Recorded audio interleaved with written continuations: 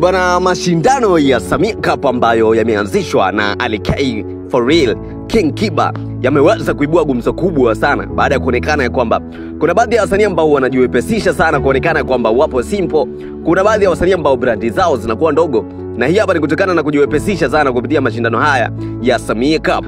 Mashindano ya Samia Cup ni moja katika mashindano ambayo yameanzishwa kuanzia mwezi huu mtukufu wa Ramadhani, baada ya kuonekana kwamba kunatakiwa kuwa na mshikamano mkubwa sana kati ya wasanii. So kukaanzishwa mashindano ambayo yanakuja kupromote uwepo wa Mama Samia Suluhu Hassan.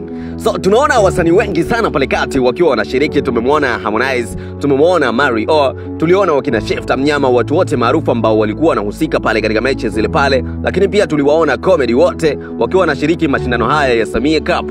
Moja katika vitu ambavyo vinawafanya watu wengi sana kupata experience ya kukaa na mastaa wengi sana kwa pamoja na kuwashuhudia. So kuna watu wengi walikuja kutafsiri mchongo katika namna tofauti, kuonesha ya kwamba kuna wasanii ambao wanajiwepesisha sana, yani brandi zao zinakuwa ni ndogo baada tu ya kuonekana ya kwamba wanajiweka simple kupitia mashindano haya ya Samia Cup. Tumeona wasanii wengi wakubwa zaidi kama Ali Kiba pamoja na Harmonize, ni moja katika wasanii ambao wana brandi kubwa sana, lakini kupitia mashindano haya ya Samia Cup wamekuwa ni wepesi sana kupatikana.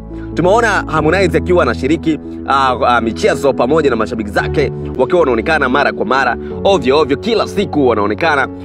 Ni moja katika vitu ambavyo vinafanya pale watu wanakuwa wanashiriki katika mashindano yale pale Mikocheni, Dar es Salaam. Tuliona kuna time ambayo Ali Kiba pamoja na Konde Boy walikuwa wanashindana, walikuwa wanabishana sana kuhusiana na michezo na kuonesha kwamba kila mmoja yuko vizuri zaidi katika mchezo wa mpira wa miguu. So walikuwa wanatambiana na kuonesha kwamba tutakuja kukutana katika uwanja tuoneshane ni nani mkali zaidi. Moja katika vitu ambavyo vilikuwa vinachangamsha watu, lakini pia ni moja katika kitu ambacho kinaimarisha urafiki kati ya Harmonize pamoja na Ali Kiba, kuonekana kwamba wanashiriki katika vitu kama hivyo, hapo kuonekana ukaribu unakuwa mkubwa zaidi.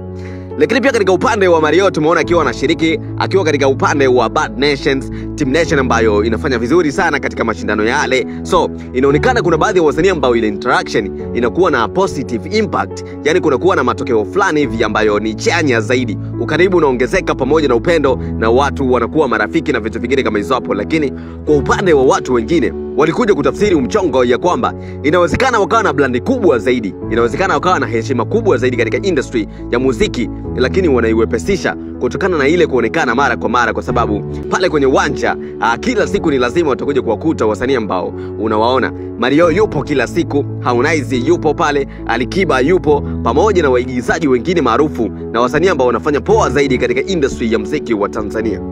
Kuna wasanii maarufu zaidi ambao walikuja kuhusishwa ya kwamba wao hawakushiriki ama hawakuwepo katika mashindano yale. Inaonekana kabisa kwamba brandi zao bado hazijasheki, yani inaonekana kabisa kwamba brandi zao bado zipo imara zaidi, na hii hapa ni kutokana na kutoonekana ovyo, kutoonekana pale katika uwanja. Mfano kama Diamond Platnumz hakuonekana akishiriki katika mashindano yale, lakini pia wakina Mbosso Kani, Rayvanny hawakuwahi kuonekana katika viwanja vile. Moja katika vitu ambavyo vinasababisha majina yao kuwa ni imara zaidi na kuonekana wana heshima kubwa, kwa sababu hawaonekani ovyo, yani ile brandi inakuwa inashuka kwa sababu watu wanavyokuona wanakuwa na kudharau na wanakuona kawaida sana.